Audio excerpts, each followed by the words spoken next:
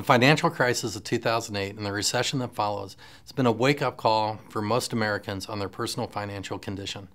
When retirement savings and home equity decreased as much as 50%, those who wanted to retire had to reconsider their options. Do I work longer or do I live on less?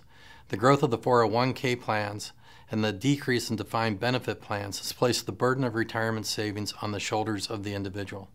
Con artists and complex financial products has accelerated the need for personal financial responsibility and increased financial literacy.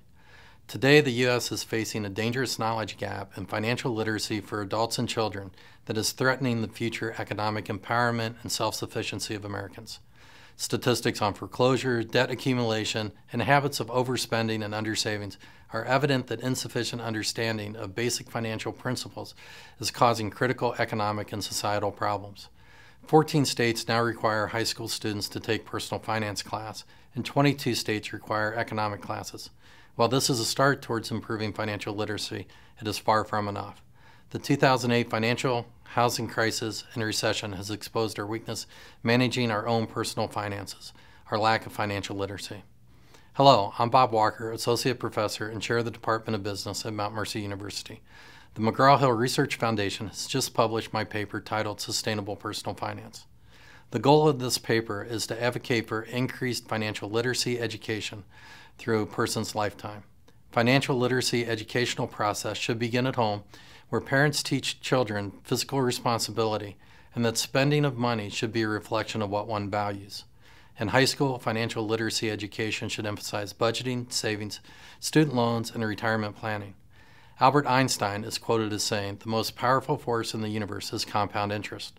Starting a Roth IRA at age 16 takes full advantage of the most powerful force in the universe, compound interest. Colleges and universities need to offer, dare I say require, students to take personal finance class.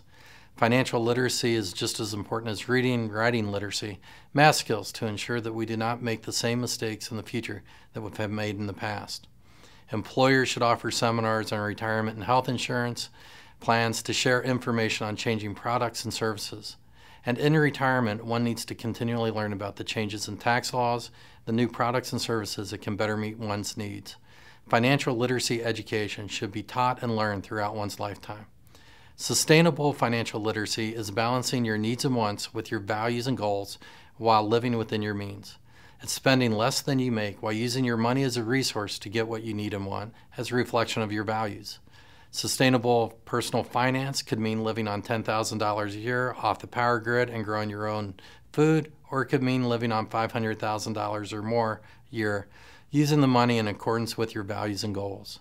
Sustainable personal finance is about you, your goals, your values, and what you want to do with a limited resource, money. It can be a constant struggle to stick to a budget and live within one's means. However, having a budget based on one's values and goals can provide purpose and incentive to say no to impulse buys and to stick to a budget.